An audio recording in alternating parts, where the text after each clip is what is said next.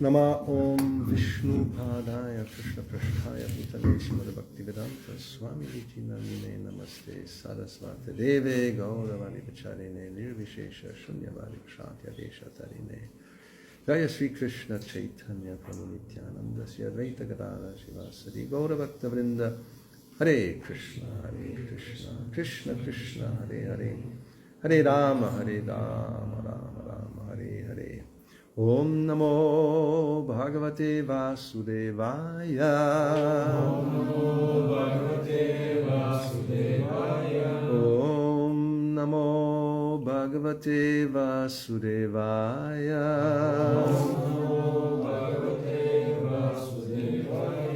Om Namo Om Namo Bhagavate Bhagavate Vasudevaya. Vasudevaya. Om Namo Bhagavate Vasudevaya. Bhagavatam, 3rd canto, chapter 30, description of adverse fruitive activities, text 33, translation, purport by His Divine Grace, A.C. Bhaktivedanta Swami Prabhupada. Kevalena yadharmena kutumba varanotsukaha Yati jivondatamisram Charamam tamasakpadam Kevalena hyadharmena Kutumba baranotsukaha Yati jivondatamisram Charamam tamasak padam Kevalena hyadharmena Kutumba baranotsukaha Yati jivondatamisram Charamam tamasak padam Kevalena simply Просто. He certainly Несъмнено.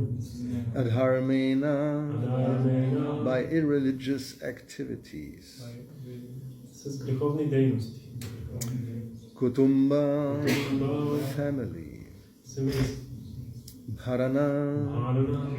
to maintain. Да поддържа. Utsakaha Утсукаха. eager. Пълен с желание. Yati Яти. goes. Отива. Jivaha Джива. a person. Такъв човек. Andatamisram Андата мисра. to Andatamisra. В андата мисра. Charamam Чарама. ultimate. На най-големия. Tamasaha Тамаса. of darkness. Мрак. Param Парана. region. Областта. Therefore, a person who is very eager to maintain his family and kinsmen simply by black methods certainly goes to the darkest region of hell, which is known as Andatamisra. Превод по такъв начин този, който не се спира пред нищо и извършва всякакви тъмни дела, за да обезпечи семейството и роднините си, пропада до най-тъмната област на Ада, наречена Андата Мисра. Report. 3 words in this verse are very significant. Коментар. В тази строфа 3 думи заслужават особено внимание. Kevalena means only by black methods. Кевалена означава само с тъмни дела. Adharmena means unrighteous or irreligious. Адхармена означава греховен или безбожен. And Kutumba Bharana means family maintenance. А Кутумба Барана означава издръжка на семейството. Maintaining one's family is certainly the duty of a householder, but one should be eager to earn his livelihood by the prescribed method as stated in the scriptures. Несъмнено дълг на всеки семейен човек е да обезпечи семейството си с всичко необходимо, но той трябва да печели с честен труд, като следва предписанията на ведите. In Bhagavad Gita it is described that the Lord has divided the social system into 4 classifications of castes or varnas according to quality and work. В Бхагавад-гита е казано, че Бог е разделил човешкото общество на 4 класи, варни, в съответствие с качествата на хората и характера на дейностите. Apart from Bhagavad Gita, in every society a man is known according to his quality and work. Дори да пренебрегнем казаното в Бхагавад-гита, лесно ще забележим, че във всяко общество положението на човека се определя от качеството му и от работата, която върши. For example, when a man is constructing wooden furniture, he is called a carpenter, and a man who works with an anvil and iron is called a blacksmith. Например, този, който прави мебели от дърво, се нарича дърводелец, а този, който работи с чуки на коване, се нарича ковач. Similarly, a man who is engaged in the medical or engineering fields has a particular duty and designation. По същия начин, тези, които лекуват хората или вършат инженерни работи, имат свои специфични названия и задължения. All these human activities have been divided by the Supreme Lord into 4 varnas, namely Brahmana, Kshatriya, Vaishya and Shudra. В зависимост от характера на дейността, с която се занимават, Върховният Бог е разделил хората на 4 варни, Брахмана, Кшатрия, Вайшя и Шудра. In Bhagavad Gita and other Vedic literatures, the specific duties of the Brahmana, Kshatriya, Vaishya and Shudra are mentioned. Специфичните задължения на тези 4 класи са описани в Бхагавад-гита и в другите ведически произведения. One should work honestly according to his qualification. Човек трябва да се занимава с честен труд, който съответства на положението. He should not earn his livelihood unfairly by means for which he is not qualified. Той не бива да се изкарва прехраната с незаконни средства, като се занимава с дейности, които не са за него. If a Brahmana who works as a priest so that he may enlighten his followers with the spiritual way of life is not qualified as a priest, then he's cheating the public. Ако един брамана, който изпълнява функциите на свещенослужител и чийто дълг е да дава на хората духовно знание, не притежава необходимите за тази цел качества, той само мами паството си. One should not earn by such unfair means. Човек няма право да си осигурява съществуването по такъв непочтен начин. The same is applicable to a kshatriya or to a vaishya. Същото се отнася и за кшатриите и вайшите. It is especially mentioned that the means of livelihood of those who are trying to advance in Krishna consciousness must be very fair and uncomplicated. В писанията се подчертава, че този, който се стреми да напредва в Кришна съзнание, трябва да изкарва прехраната си честно и просто.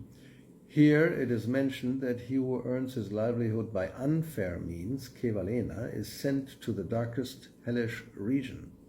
Както се казва в тази строфа, ония, който печели с непозволени средства, кевалена, попада в най-тъмните области на ада. Otherwise, if one maintains his family by prescribed methods and honest means, there is no objection to one's being a family man. Но ако човек издържа семейството си с честен труд, така както препоръчват писанията, тогава той няма да страда заради семейния си живот. Kevalena yadarmena kutumba barunot sukhaha jati jivandatamisvaram charamam tamasak padam. Therefore, a person who is very eager to maintain his family and kinsmen simply by black methods certainly goes to the darkest region of hell, which is known as Andatamisura. По такъв начин, този, който не се е спирал пред нищо и извършва всякакви тъмни дела, за да обезпечи семейството и роднините си, пропада до най-тъмната област на ада, наречена Анdatamisura. So, as Krishna describes in Bhagavad Gita, everybody has to work in this world. Както Кришна описва в Бхагавад-гита, всеки в този свят трябва да работи. He says, even I work, because if I don't, then everybody will follow my example and everything will go to hell. Дори той казва, и аз работя, защото ако не работя, всички ще последват примера ми и всичко ще пропадне в ада. So work is called karma. Работата се нарича карма. And there's different types of karma. А има различни видове карма. We have karma, we have vikarma, we have akarma, and we have ugra karma. Имаме викарма, карма, акарма и угра карма. So karma is the simple fruitive activity. You do something to gain something in return by your work. Карма означава плодоносна дейност, която някой извършва нещо, за да получи резултата или плода от тази дейност. And generally we understand because in Bhagavad Gita there are chapters which are called karma yoga.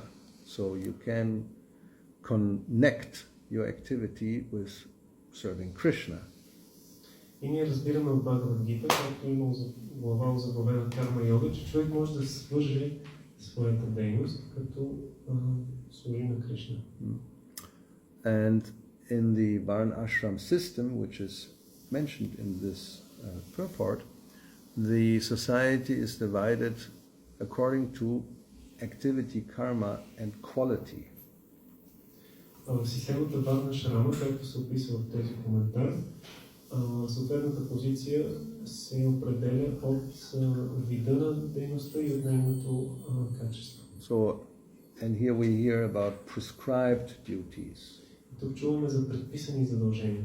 So, and as long as one acts according to one's quality and one's prescribed duty, then, as Prabhupada says, there's no objection to one's being or maintaining the family.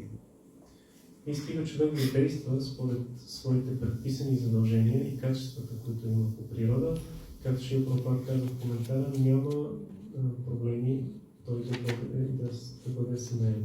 So what has been described, this materialistic person who is now going to the under Tamisra region, he was engaged in vikarma.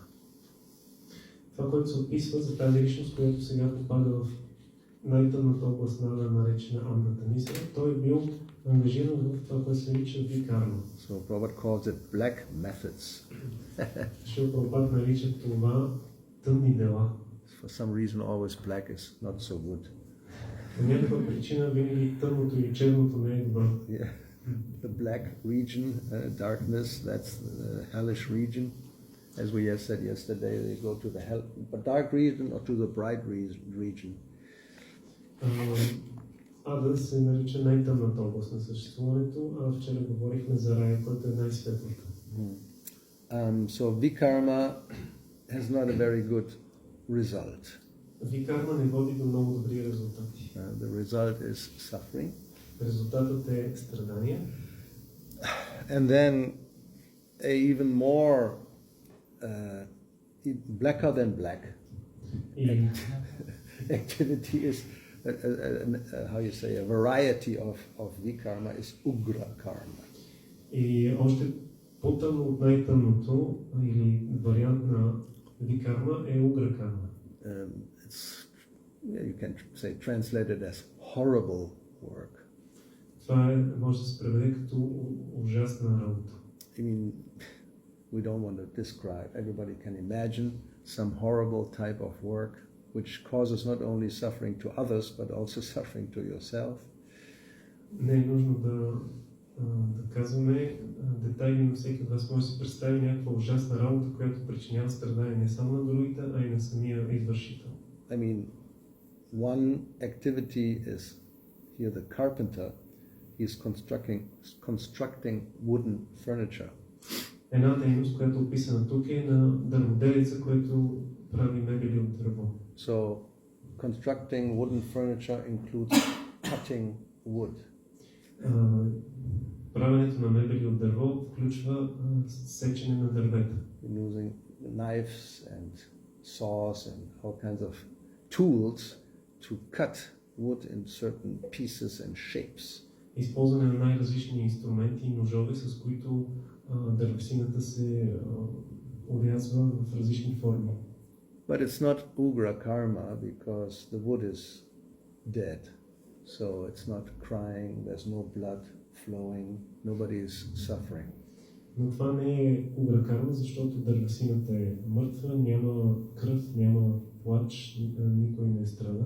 And there are others who are, now we have to describe a little bit, engaged in similar activities. They're also cutting and using saws. Но има други, които сега трябва да опишем малко от тяхната дейност, която те също режат и използват ножове. But they're using it on a body of an animal that has been killed very recently.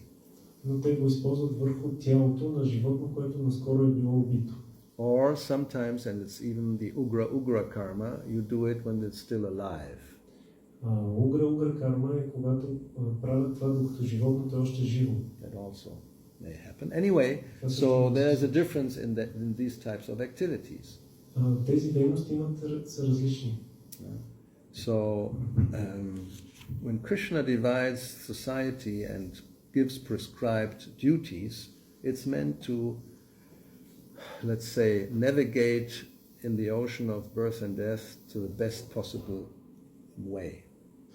Когато Кришна дава предписаните дейности и задължения на различните класи, това е един вид като навигация в океана на раждането и смъртта, така че да се движи лодката по най-добрия начин. Yeah, as we pointed out in other classes, practically from a higher point of view, any type of activity in the material world or karma is not good.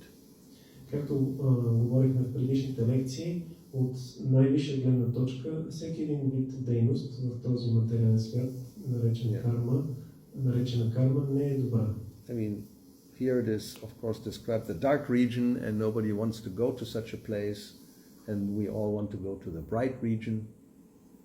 Тук се описа най-тъмната област на Ада, никой не иска да ходи на такова място, ние искаме да отидем на най-светлото място. But from a higher point of view, whether it's a bright region or a dark region, it's a region in the material world, it's unwanted.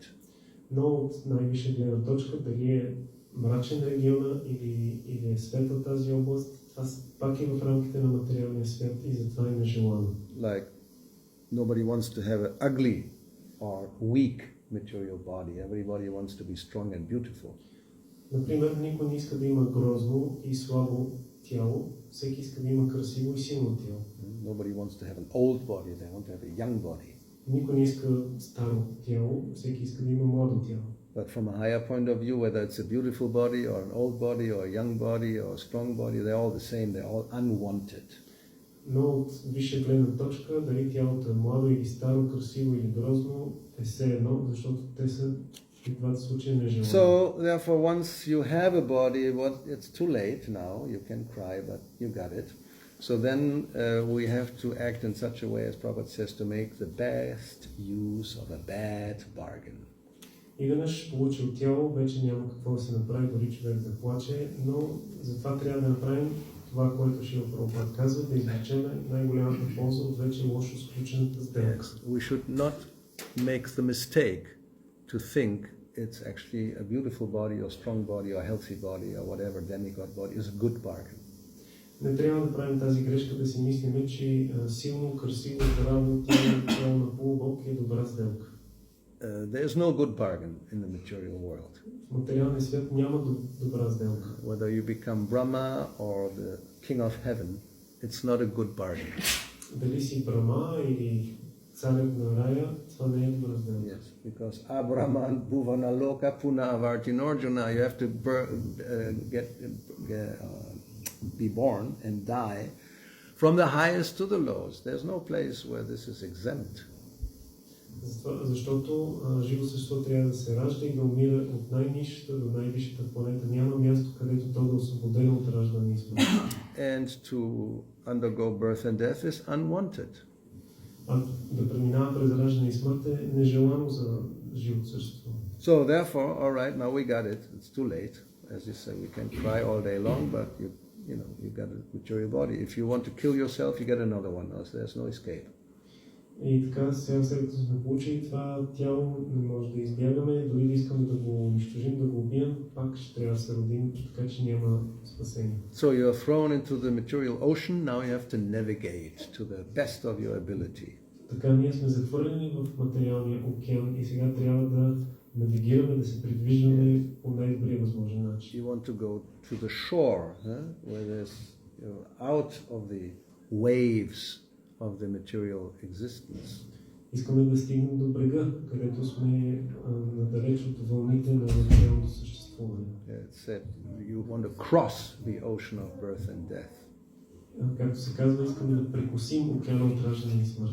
So therefore scriptures and Krishna comes himself and teaches, it's all meant to give us some idea how to navigate, how to get there. Затова Кришна и свещените писания ни обучават, дават ни идея как да прекусим този океан и да стигнем до спасителния бряг.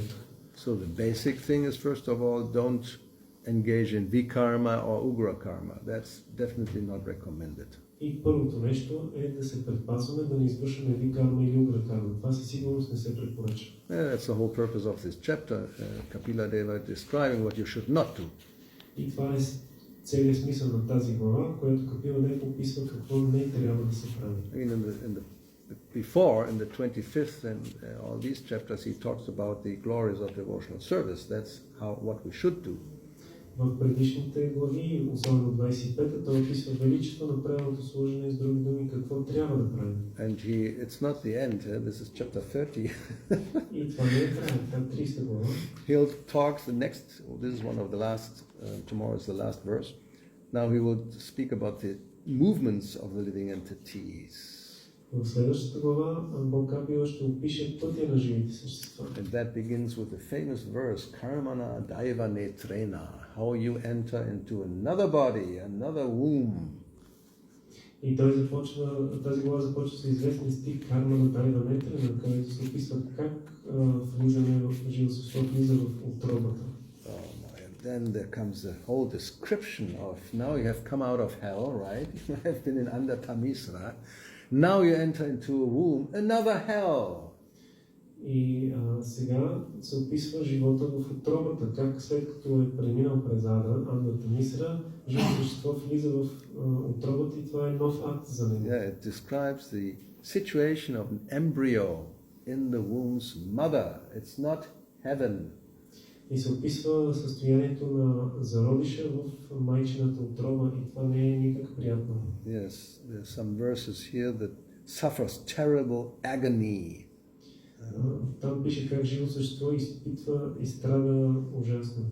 He becomes unconscious moment after moment because of the terrible condition. That's number 6.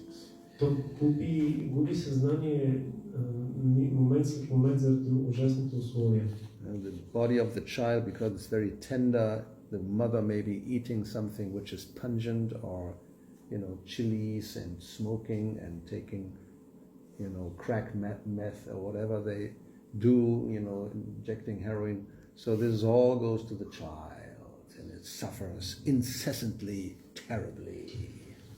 И детското тяло, което много крехко се измъчва от нещата, които майката яде или приема, които може да са горчиви, пикантни, кисели, солени храни или някакви алкохол, да пуши цигари, да приемат, всичко това отива на детето. In the text 9 it says it's like a bird in a cage. Can't get out, you can't move. В текст 9 се казва, че детето е като затворена птица в клетка, то не може да се измъкне, не може да се движи. And then you finally come out. It's not getting better.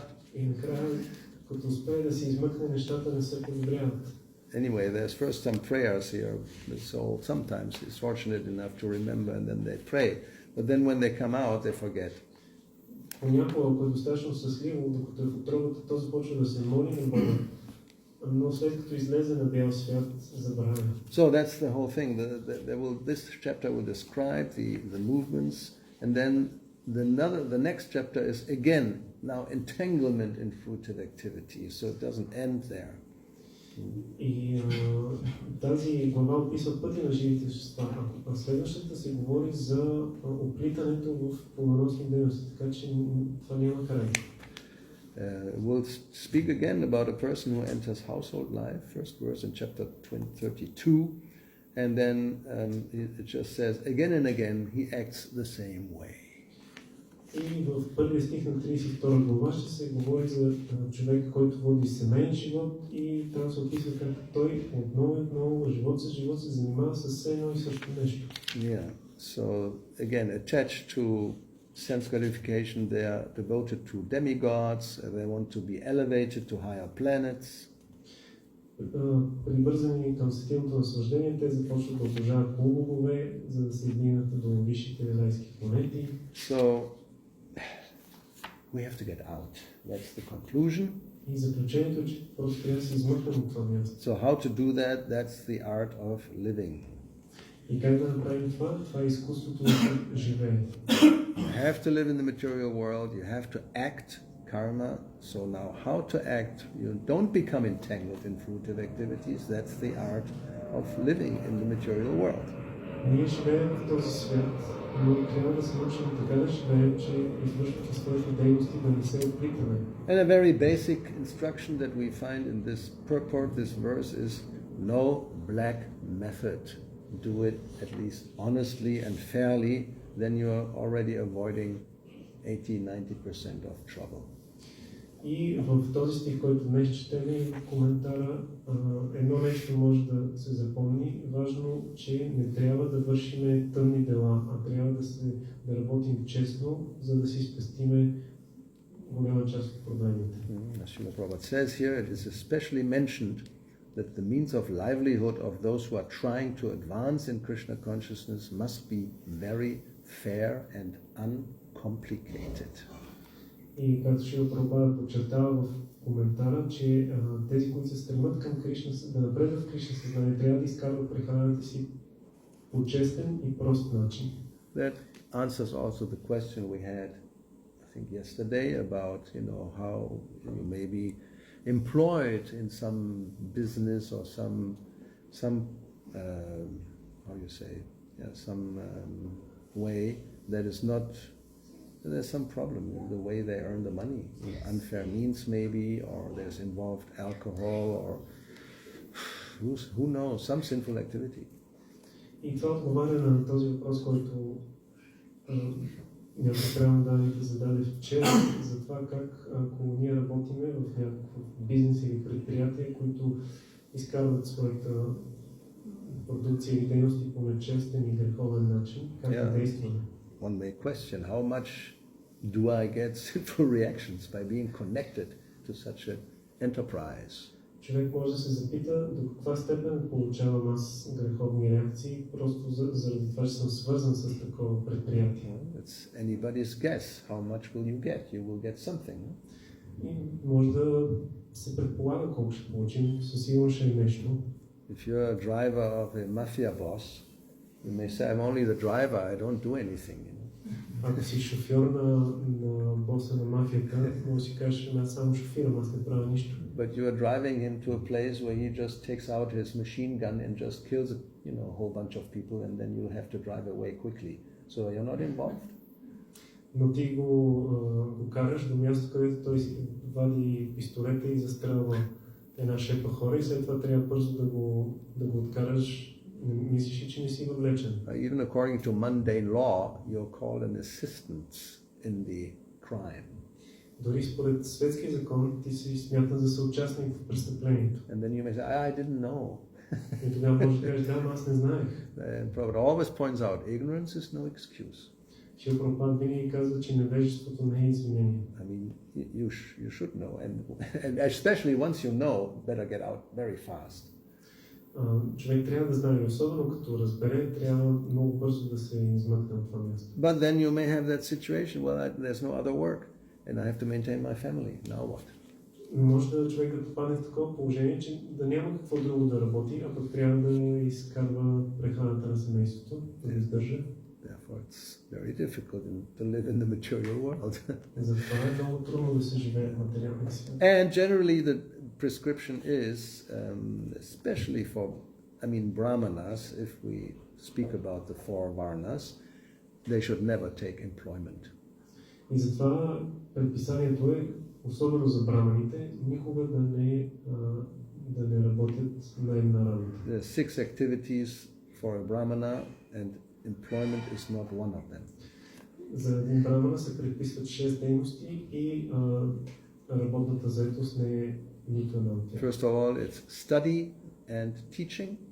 Първите две са той да изучава писанията и да обучава другите на тях. Then performing sacrifices and teaching others how to do that.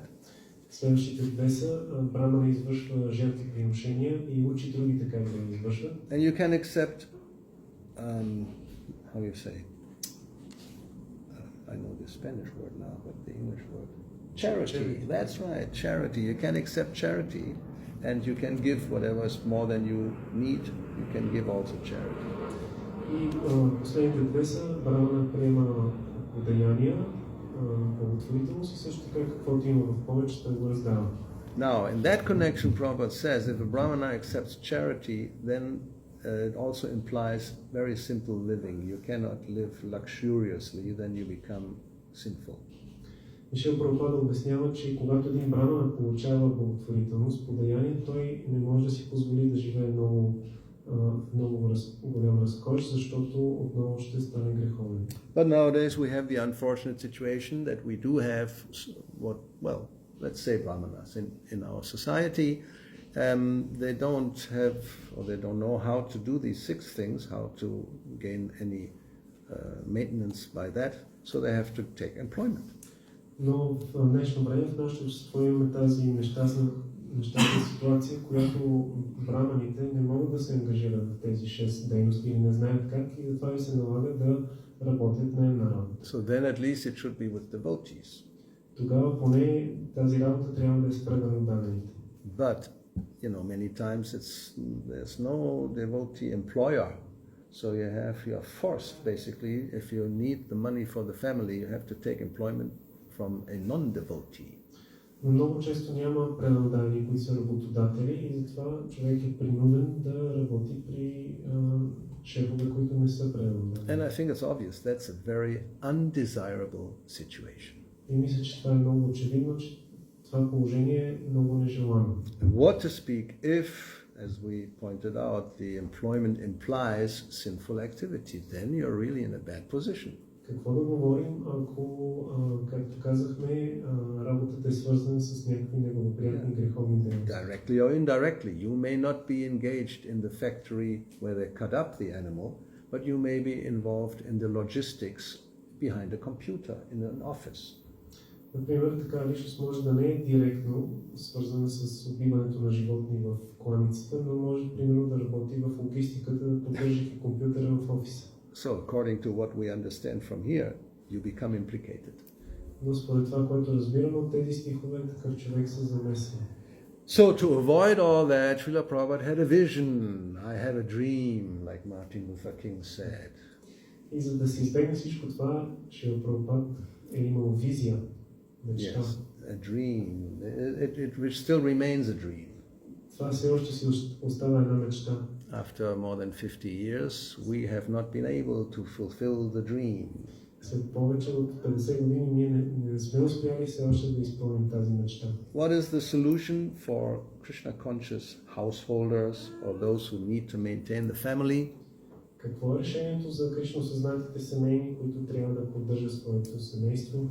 You cultivate land and protect cows and bulls, and from that you live.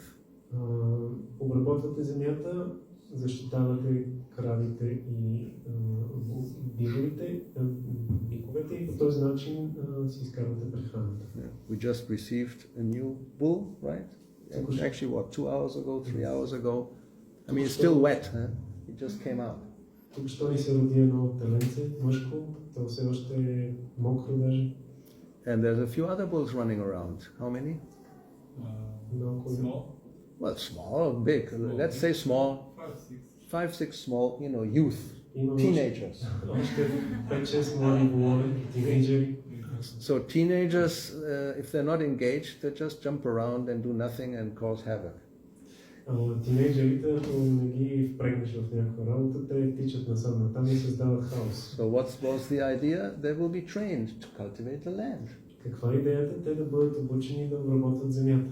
But we don't have anybody who wants to do such work. Обаче няма никой, който иска да върши тази работа. So therefore the bulls are there running around, just passing stool and urine, which is some kind of service, but they should do more because they're strong. И затова биковете, воловете тичат насам натам и просто изхвърлят изпражнени урина, което е някакво служение, но те могат да правят много повече. But to train them and then to work with them, that's hard work. Но да ги обучиш и след това да работиш с тях, това си е усилен труд. And we are not trained to do that. We are trained to use computers and smartphones. А ние не сме обучени да правим това, а ние сме обучени да ползваме компютри, смартфони. And the ideal is to sit in an office all day long, just by a phone call, get lots of money. И идеалът е човек да си стои в офис цял ден и само с един-два телефонни разговора да изкарва много пари. So therefore the dream remains a dream. Затова мечтата си остава мечта. And those who are not so expert to sit in an office and make money by calling, they have then maybe to take employment from somebody who is pretty non-devotee. И затова тези, които не са толкова опитни, че да могат да стоят в офиса, да работят на компютър, им се налагат да започнат работа, която е управлявана от непредано дело. Yeah, but if you think about it, and we can read about it, that's all we can do. Still in some places we do have a more agrarian society. It was in India like this. Here it also was like that. In this area it was or still is to some degree like that, right? Ако се замислим и както четем, има такива места и общества, които са по-така селскостопански. Това било в Индия, тук в тези земи също на времето и сега в някаква степен. But with the advancement of Kali Yuga, this is becoming less and less by the day. Но с напредъкът на Кали Юга този вид живот намалява със всеки изминал ден. Especially in India, it's noticeable because, let's say, 50 years ago when we first went there, 70 or 80% of the whole population were living on the land. Особено забележимо е това в Индия, където преди 50 години, когато ние ходихме, 70-80% от населението живееше от земята. And living from the land, of course. На земята и от земята. But then the cities were, you can say advertised as very, there you can make a lot of money in a much easier way. Но тогава се рекламираха градовете като място, където можеш да изкараш много повече пари по много по-лесен начин. And not only in India but all over the world. So the statistics are that the migration from land to the city has been going on for practically half a century or more, actually more, a lot more, since the industrialization. And so people are not much more inclined to work the land and what to speak of cows and bulls and protect them. It doesn't exist. И статистиката е такава, че през последните 50 години от началото на индустриализацията в Индия и изобщо навсякъде по света, тенденцията е хората да мигрират от селата към градовете и на практика вече никой не желая да обработва земята, да отглежда крави. So still nowadays in a city like Mumbai or Delhi, every day about 10,000 new people arrive looking for a job to make quick money. В днешно време в градове като Мумбай и Delhi, or any big city, всеки голям град в Индия ежедневно пристигат към 10 000 души, които търсят работа и лесен начин да изкарат пари. And most of them will end up on the street, still dreaming to make money easily. И повечето от тях ще останат на улицата, все още мечтайки да изкарват по лесен начин пари. So, Srila Prabhupada, he wanted us to show the world just the opposite. Шрила Прабхупада искал от нас да покажем на света точно обратното. He wanted, farm communities everywhere. Той искал да има такива селскостопански общности, ферми навсякъде. Being there and just working the land, protecting the cows and, gaining their or making their livelihood in that way. И приема данните да обработват земята, да протектират кравите и по този начин да си изкарват прехраната. And if you have sufficient cows and sufficient milk, then you have more milk than you actually need. И ако имаме много крави и достатъчно мляко, то може да е повече отколкото имаме нужда. What's the solution for that? Very easy. You convert it into ghee. И какво е решението за това? Много е просто. Превръщаме млякото в ги. And you sell it to the city temple who has a restaurant. И го продаваме на градския храм, където има ресторант. And the restaurant is supposed to only cook everything with ghee, not with oil. Ресторанта на бхактите се предполага всичко да се готви с ги, а не с олио. Oil, except for olive oil for salad, is fifth class. Олиото, с изключение на зехтина, който се използва за салати, е петокласно. The high class, first class is ghee. Първа класа е гито. And if you have such a place functioning, then there's no end to it. They will consume it, and you can have a business all your life. И ако имаш такова място, където да пласираш гито, те ще го консумират и така ще имаш бизнес за цял живот. And if it's only one restaurant, well, you may be able to have even more, then make another one. How many restaurants can you have in a city? И ако имаш един ресторант, можеш да откриеш втори ресторант, трети. В един град колко ресторанта може да има? How many restaurants are? I mean, a small city like Sofia, you can count how many hundreds or thousands of restaurants are there. Представете си колко ресторанта има в един малък град, дори като София. Стотици хиляди. People like to go to restaurants. And nowadays, well, we can see, yes, even vegetarian restaurants are becoming popular. И в днешно време дори вегетарианските ресторанти набират популярност. But people have no experience what it means to have some pakora or, sabji made with ghee or paneer fried in ghee, and practically even in our restaurants doesn't exist. Обаче хората не могат да си представят, нямат опит с това какво е да ядат пакора, която е пържена в ги, или сабчи правено с ги панир, в ги пържен. Even in our temples, many times it doesn't exist. Дори в нашите ресторанти и храмове тези неща много често ги няма, не съществуват. When I was president in some temple, I will not mention where, I tried to introduce or get rid of the, sunflower oil and use ghee. Когато бях храмов президент на един храм, който няма да спомена името му, аз се опитах да изхвърля слънчогледното олио и да се готви само с ги. So whereas there was in the beginning strong resistance from some devotees, this is not healthy. Първоначално имаше много силна съпротива от някои преладани, които казаха, че това не е здравословно. People even don't like it. Хората дори не им харесват. It's too heavy. Твърде е тежко. I mean, all kinds of stupid arguments. Всякакви видове глупави аргументи. But I managed to introduce ghee, so then it's a small temple, so we used finally ghee, especially for the deities, but also for everything. И аз обаче успях да въведа гито и започнахме да го използваме за готвене, не само за муртите и за преладани. But then, now I'm not anymore there, so I don't think they continue to do that. Но аз не съм вече храм президент на този храм и не мисля, че те продължават същото практика. So what can be done? If we are not even able to do that, then what to speak of the rest of the world? Какво да говорим, ако ние не сме способни да правим това, какво остава за останалия свят? And what to speak of having farm communities nearby every single city temple on the planet? That's Prabhupada's idea. There should be a farm connected to every city's temple so they can supply them with fresh vegetables, fruits and ghee, whatever they need. They don't have to go to the market to buy.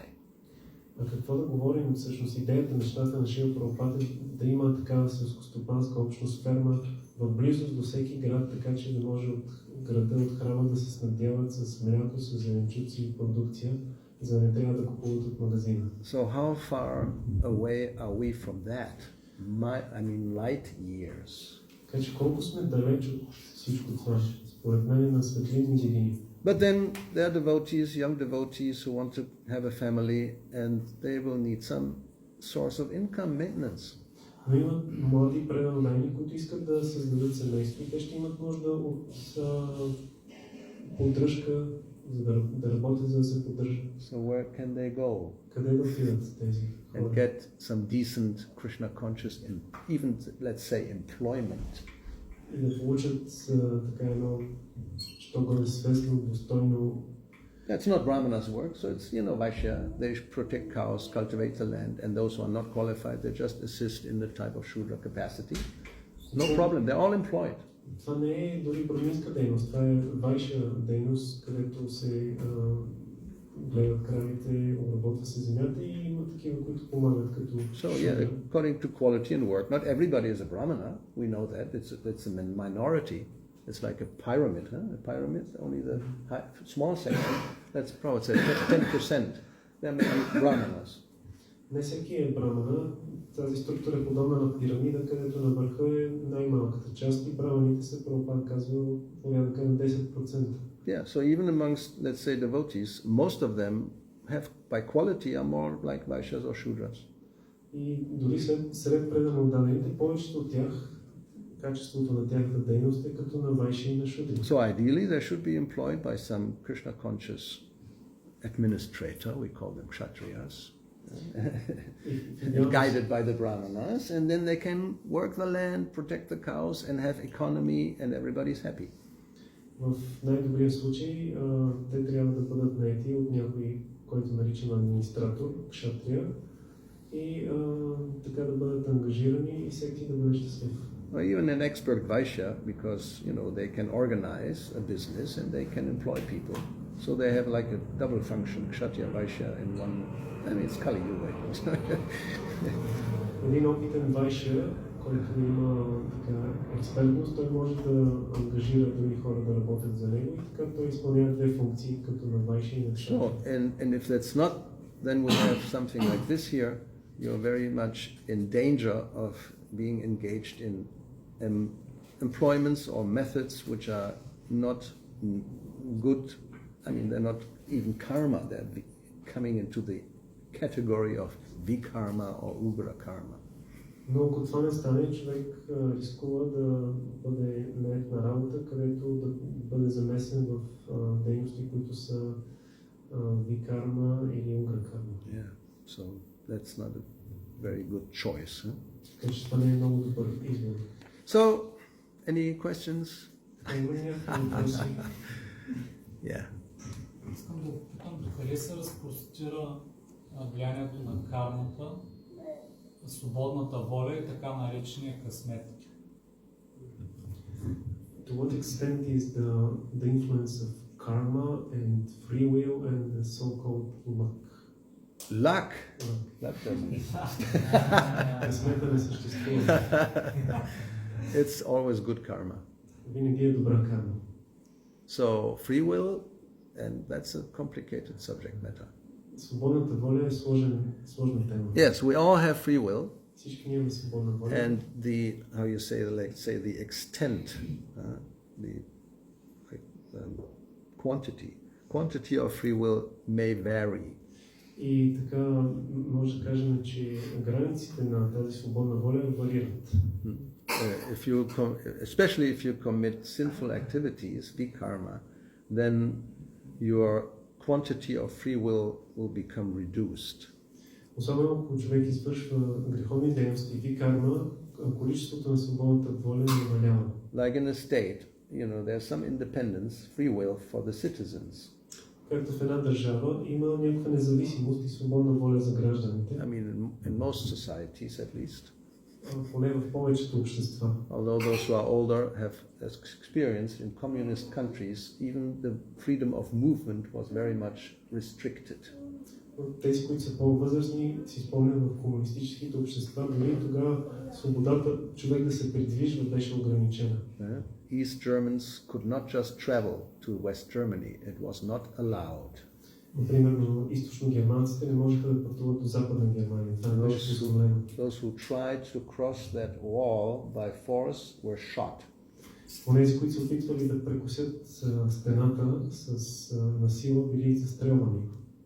But generally, in the free society, you can go wherever you want if you have the money. Но в така нареченото свободно общество може да си отидеш където искаш, разбира се, ако имаш пари. And let's say you stay within the state, within the country, you can move anywhere. You can live here or there, wherever you want. И да кажем, ако останеш в рамките на държавата, можеш да ходиш където си искаш и да живееш където искаш. Now, as soon as you break the law, обаче, щом нарушиш закона, then your movements probably will be restricted. Тогава твоите движения ще бъдат вероятно ограничени. Especially if they catch you. Особено като те заловят. Right? Then you're arrested, like we hear here, the constables of Yamaraj arrested that person and took him by force, by the neck. Тогава биваш арестуван, както чухме тук за стражите на Ямарач, които хващат престъпника за шията с въже и го издърпват. So ordinary criminals, they will just be handcuffed, put into a police car and taken off to the jail. Обикновените престъпници им се слагат белезници и полицаите ги отвеждат в затвора. Now your free will by your activity, by karma, has become less. И така свободната воля чрез тази карма става по-ограничена. Then you have a small place, you can still move within that area, 3 by 3 meters. Тогава имаш някакво свободно място, 3 на 3 метра, хилядата, в което можеш да се движиш. You can do exercise. If you're lucky, they put a TV, you have some books to read, right? You can lie down on your bed. Можеш там да правиш някаква гимнастика, ако си щастлив, че ти дадат телевизор, може нещо да четеш, да си легнеш на леглото. Now, if you don't behave properly, обаче ако не се държиш добре, when the guy comes in with the food, you hit him in the head and even attack him, whatever. Когато тъмничаря дойде с храната и ти го удариш или нещо го... Then your situation will change. Тогава ще се промени положението. You will take into an isolation cell. Ще бъдеш отведен в изолационното. Now it's not 3 by 3 meters. It's 150 maybe by 150. You can't even lie down properly. It's not long enough. Тогава ще бъдеш отведен на място, което вече не е 3 на 3 метра, а 1,50 на 1,50, където не можеш да легнеш дори. Depending which country, maybe the ceiling is put down so you cannot stand up. It's only 120 high. И зависи в коя страна си, тавана може да е 1,20 м висок, дори не може да стоиш изправен. No bed. You just have to lie on the floor if you want to lie. But it may be so uncomfortable that you cannot even lie on the floor. И там нямаш легло, ако искаш да легнеш, може да легнеш само на пода, но може и там да не е толкова удобно, че да не можеш. Anyway, we can go on and on. Your imagination is the limit. According to your activity, your freedom will become less and less and less. И може да продължаваме да си въобразяваме, но според нашите дейности свободата на волята намалява и намалява. Yes, and then you have to change the body. Then it depends which type of body you get. Then your freedom will be even less. И тогава, когато смениш тялото, в зависимост от това какво тяло получиш, тогава свободата ти може да бъде още по-ограничена. If you have to enter the body of a tree, you can't even move anymore. Ако влезеш в тялото на дърво, например, вече дори не можеш да се движиш. You just stand there for hundreds, maybe thousands of years, depending what kind of tree. Ти ще се наложи да стоиш там стотици, понякога хиляди години, зависимо от това какво е дървото. And it may rain, it may burn the sun with 46 or 50 degrees, depending where you stand. And there may be hailstorms and ice, cold winters. You have to tolerate. И може да вали дъжд, изгаряща жега, 40-50 градуса, бури, през зимата студове. Imagination is the limit. И ти трябва да просто стоиш и да търпиш, може да си представим. So, it depends on our activities, then our free will is more or less. And that has to do with karma, obviously. Зависимост от нашите дейности, нашата свободна воля е повече или по-малко и това е свързано с карма, очевидно. Clear? So? Ще кажа на български. Понеже някой си изградил много дълго това природа, имам опит с баща ми, те са убивали много животни, са ядли и това е тяхната вкуса, който им харесва и това, което те могат да направят, според мен, това е фръско махарач. Има такива без глутен, от глутен се правят сандвичи, също така салами, пици от глутен, само че трябва да знаеш, това е много неполезно за тялото и бързо ще умре. Това може да се приложи тук в материалния свят. So in the case of someone who is very much addicted to eating this, for a long time he was eating, meat and things like that. Now maybe he can change to some products which are vegetarian, for example from soybeans, and like. Is this a solution for it? Because they have developed the taste for it. What kind? Why is it a solution? In what sense? that you're not sinful anymore because you stop eating meat? Защо да е разрешение? Защото вече не извършваш грехове, поне си спрял да ядеш месо ли? That's the idea. But we don't promote vegetarianism. Ние не промотираме вегетарианство. That's a common mistake that even devotees make. Това е така много честа грешка, които дори преданните правят.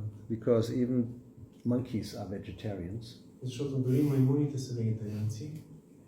But they are the biggest rascals. Но те са най-големите негодници. Pigeons are vegetarians. What's the use of living like a pigeon?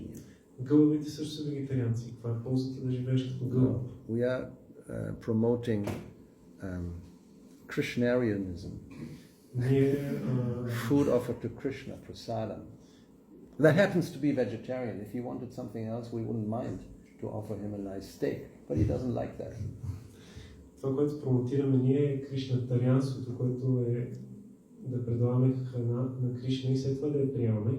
И понеже така се случило, че тя е вегетарианска, защото ако Кришна искаше нещо друго, примерно да предложим хубава пържола, ние нямаше да имаме нищо против. Now one line of thought is of course, if one stops eating meat, then you are less violent and you become more sattvic. In one sense, it's a fact. But it's not like really something we shouldn't, focus on promoting like that. Един друг аргумент в тази линия на мисълта е, че когато човек спре да яде месо и започне да се храни с вегетарианска храна, той става по-сатвичен. Да, това е така, но това не е нещо, което ние трябва да рекламираме и да окуражаваме. Yeah, in one sense, people becoming more sattvic it's a kind of advancement. Да, в известен смисъл, когато човек стане по-сатвичен, това е един вид напредък. But it's not the solution. Но това не е разрешение. You became very sattvic and you still stay in the material world. Ти ставаш много сатвичен, но пак си оставаш материалния свят. So therefore, from the highest to the lowest, Krishna already said that. Forget about it. That's not a good idea. Но от най-висшето до най-нищото планета Кришна вече го е казал, завърви за това, това не е добра идея. And that's one of the traps, and we should preach against this. People think by just practicing yoga and being vegetarian, they're becoming very spiritual. И това е една така грешка. Хората си мислят, че просто като практикуват йога и станат вегетарианци и вече са много духовни. No, you can still be an atheist. Не, такъв човек може пак да си атеист. What's the use of that, being a vegetarian, yoga practicing atheist? Каква е ползата от това да си вегетарианец, практикуващ йога, но си атеист? Then you can say it's actually better to be a meat eater, but you believe in God. Тогава може да кажеш, че по-добре е си месоядец, който вярва в Бога. Better than Mayavadi who is vegetarian.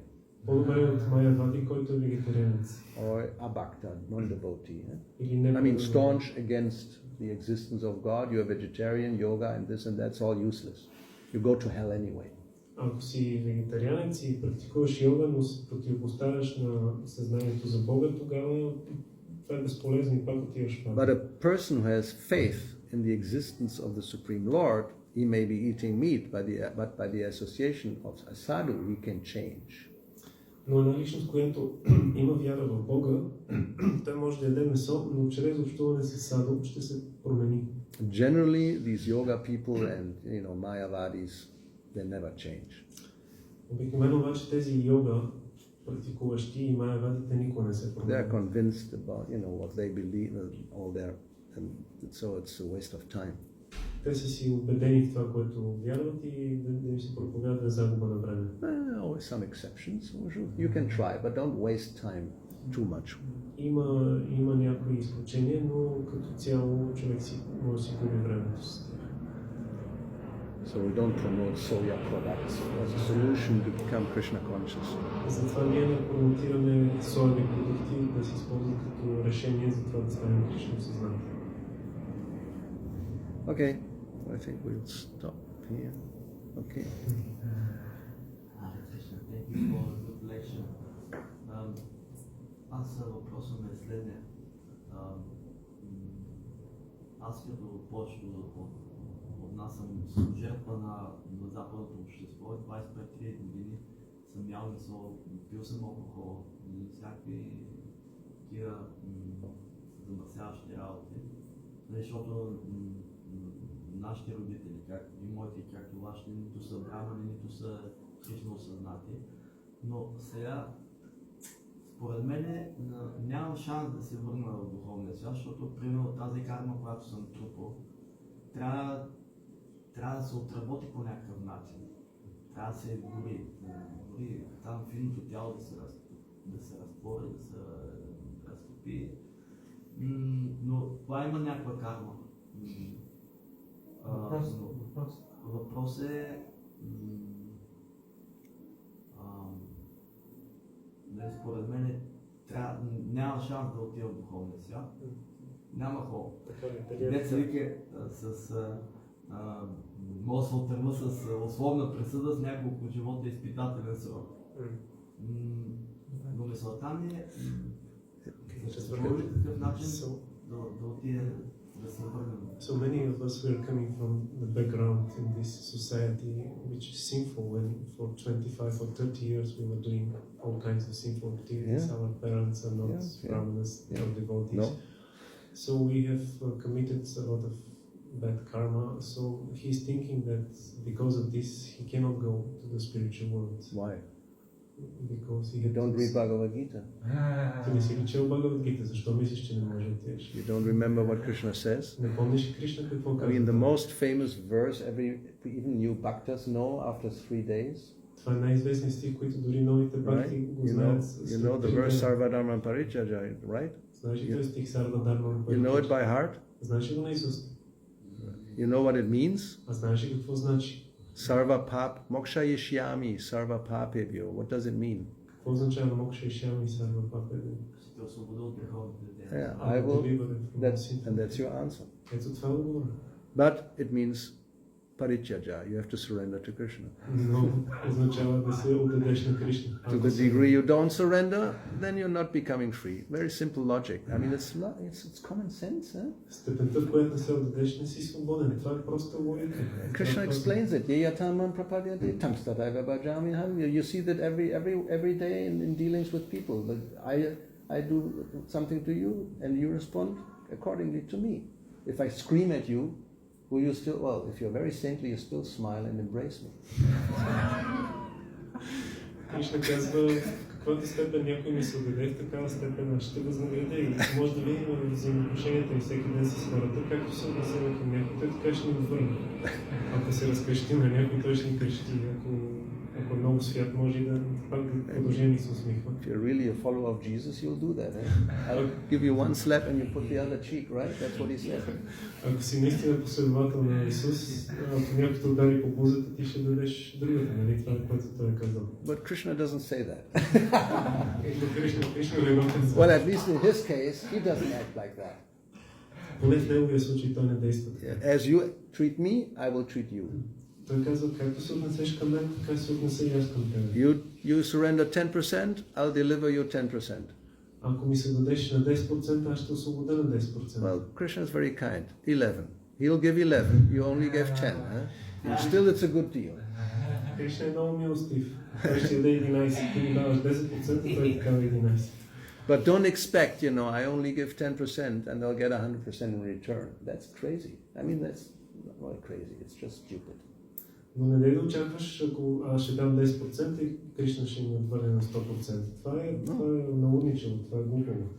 I mean, after all, if you only give 10%, it means there's still a lot of desires for the other 90% and Krishna respects that, so be grateful. He doesn't force you. Но ако ние даваме 10%, това означава, че имаме много други желания за останалите 90% и Кришна ги зачита и ги уважава, така че трябва да сме му благодарни. He'll back off and let you go. He still accompanies you as super soul. I mean, what more can you ask for?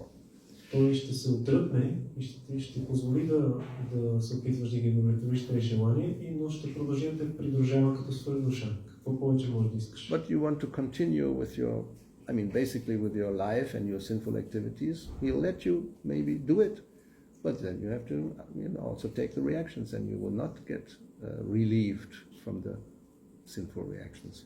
Но ако искаш да продължаваш да си вършиш твоите дейности, греховни дейности, той ще ти позволи да направиш това, но разбира се, ще трябва да приемеш и реакцията.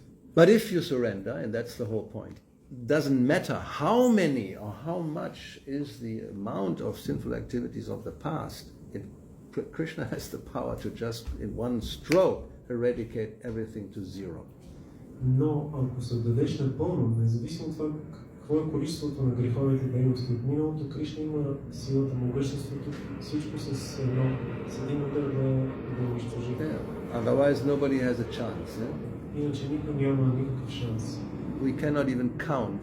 It's not just one lifetime. We talk about this life and our past. What about the last 10,000 or 100,000 births? Ние дори не можем да изброим какво е количеството на тези греховни дейности, които са извършени не само в този минали живот, а в продължение на десетки хиляди животи. So that's only possible by some superior power, and Krishna has that. Това е възможно само чрез намесата на някаква висша сила, която Кришна притежава. Yeah, Mamamaya Duratyaya means just by some even pious activities. There's no way to counteract impious activities and get free from karma. Mamamaya Duratya означава, че не може просто човек, като извършва благочестиви дейности, да се освободи от реакциите на неблагочестивите. But Mamivaya Prapadyanti, the same thing, Prapadyanti, you surrender to me, then I'll take care of that. Но Кришна казва, ако ми се отдадеш, аз ще се погрижа за всичко това. Alright. Just like sometimes the merchant called me and he wants the cucumbers. And after, I thought, okay, deal, because I need to sell it. But after 1-2 hours, another call, and to not break the relationship with him, I also need to give some part, even I have promised to others. And it's like very complicated. Yes. If you say no, next time you need to sell it, but he will say no. And it's very... So therefore you have to become expert. Anyway. So, what's the point? This is like, it's not very honest. Not very honest. Yeah. Oh, that's part of. We didn't want to get into that. I didn't mention it. I thought about it. To be a Vaishya, it's not possible to be completely honest. Да си Vaishya не е напълно възможно, не е възможно да си напълно честен винаги. Then you don't make money. Иначе не можеш да изкарваш пари. Prabhupada says that many times. Прабхупад казва това много често. But there's a limit. I mean, it's like in India, they say, for you no profit, right? Who hasn't heard this when you go to a place to buy something? Но си има някакви граници. Например, в Индия много често ти казват, аз не печеля нищо от тебе. You're my friend. I give you a special discount. Or devotee, then they have a picture of Prabhupada somewhere in the back, and then they go like this, and for you no profit. Of course there's a profit. I mean, otherwise how can you survive? Разбира се, че има печалба. Как ще няма печалба, иначе не могат да оцеляват. It's part of being a Vaishya. Това е част от това да си Vaishya. But there's a difference between that, which is like unavoidable to make some money, and being just outright cheating. Но има разлика между това, което е неизбежно, за да можеш да изкараш повече пари и направо директно да лъжеш. They always do this. You go to the market, then on top of if you buy a whole, how you say, box, you have the first class. Don't go and look underneath, whereas then, the old ones. Много често го правят това на пазара. Примерно една щайка с плодове и отгоре виждаш първа класа, много хубави, обаче ако бръкнеш отдолу ще видиш, че там са по-лъж. It's not every time. I'm not saying all the boxes are like that. Не всеки път, не казвам, че всички щайки са така. But it may happen that, by circumstances you don't sell everything you wanted to sell. It's 1-2 days old. It becomes a little not first class. You put it underneath. You don't put it on top. I mean, it's not what do you expect? The Vaishya has to be like this. Otherwise, how can he sell? И това не става всеки път, но като ти остарее стоката, разбира се, няма да я изхвърлиш, ще сложиш отдолу, няма да оставиш отгоре да се вижда и Vaishyите правят това. Неизбежно. Even in supermarkets, they will put the ones that has the date of, first, It's only maybe 2 days left. And then in the back, like yogurts, and in the back you have the ones that still go for a week. And you have to know. I mean, there's a like little struggle there, between the ones who put it, and you have to know, and then you have to find whatever. Дали в супермаркетите примерно киселото мляко ще сложат отпред това, което му изтича срока на годност след 1-2 дена, а навътре е това, което има още една седмица и ти трябва да знаеш да бръкнеш да извадиш по-прясно. But if you use it the same day, take the ones that are almost, you cooperate a little bit. Don't take the ones that is good for a week and you take it immediately. That's also not very honest. Но ако искаш да вземеш, ако искаш да го приемеш в деня, вземи това, което му изтича срока на годност и бъди честен. So, it's navigating how to avoid really bad activities, but you cannot be completely 100% good in the material world. Така човек трябва да се опитва да навигира, да извършва колкото може по-добри дейности, но на 100% никой не може да бъде добър в този материален свят. Yeah, that's only if you become detached and completely aloof from all material activity. The sadhu, he can be like that. But who is a sadhu? Само един саду, истински саду, който е напълно непривързан към материалните дейности, може да постъпва така, но кой е наистина саду? One in a million. Един на милион, може би. Basically. Okay. So, Srila Prabhupada ki jai, Granthara Srimad Bhagavatam ki jai, Shri Gauravani Bhakta Vrinda ki jai, Hare Krishna.